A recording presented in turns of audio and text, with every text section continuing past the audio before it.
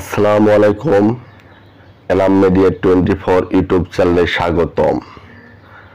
Prime Asia বিশ্ববিদ্যালয়ের পারভেজ নামের একটি ছাত্রকে নৃশংসভাবে হত্যা করা হয়। একটি সিসি ক্যামেরা ফুটেজে এই খুনটি ধরা পড়ে। আজকের এই ভিডিওটি অত্যন্ত গুরুত্বপূর্ণ, তাই আমরা ভিডিওটি না টেনে পুরো ভিডিওটি দেখার চেষ্টা করব। আর আমার এই চ্যানেলে যারা নতুন, অবশ্যই চ্যানেলটি সাবস্ক্রাইব করবেন এবং পাশে থাকা বেল আইকনটি ক্লিক করবেন। তাহলে চলুন ভিডিওটি দেখা যাক।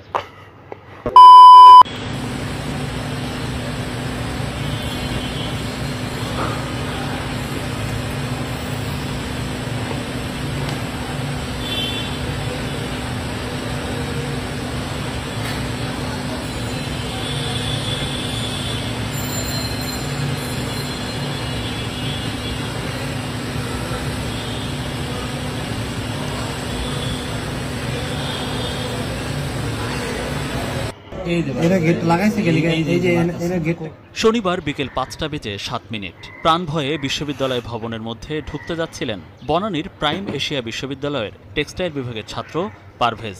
সেখানেই তার পথ রোধ করে খুনিরা।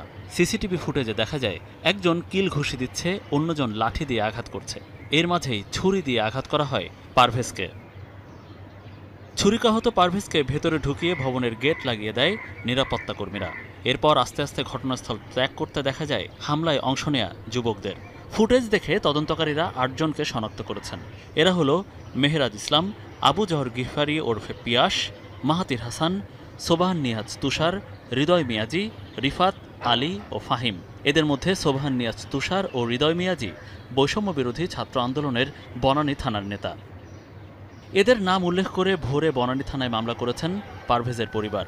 তদন্তকারীরা বলছেন, হত্যাকাণ্ডে রাজনীতির কোনো সম্পর্ক নেই।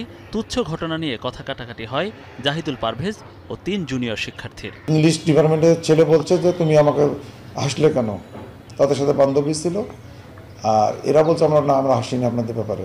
এর ভিতরে কথা কাটাকাটির এক পর্যায়ে তাদের ইংলিশ ডিপার্টমেন্টের 2 জন শিক্ষক, 3 জন শিক্ষক মিলে তাদের ভিতরে সমাধানের চেষ্টা করে, সমাধানও করে, বুকে বুক মিলিয়ে দেওয়ার কিছুক্ষণ পরেই এই যে ইংলিশ ডিপার্টমেন্টের ছেলে বিবিআর এরা যে 3 বন্ধু মিলে আরও বহিরাগত কিছু শৃঙ্খল এলাকার পোলাপান নিয়ে এরপর অ্যাটাক করে।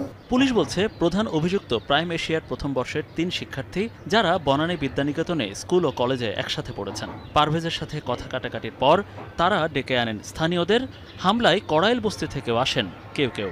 আমরা আসামিদের অভিযান অব্যাহত আছে, আমরা আসামি গ্রেপ্তারের চেষ্টা আমাদের অব্যাহত আছে। আমরা আমাদের উপর আশা রাখতে পারেন, আমরা একটা ভালো রেজাল্ট দেবো এবং আসামি গ্রেপ্তার করতে সক্ষম। এই ঘটনায় জিজ্ঞাসাবাদের জন্য কয়েকজনকে থানায় নেওয়া হয়েছে, তবে প্রধান অভিযুক্তরা এখনো পলাতক। এই ভিডিওটি সম্পর্কে কোনো মতামত, অভিমত বা অভিযোগ থাকলে অবশ্যই তা কমেন্টে জানাবেন। আর পরবর্তী ভিডিও দেখার সেই প্রত্যাশায় আজকে আমরা বিদায় নিচ্ছি। আল্লাহ হাফেজ।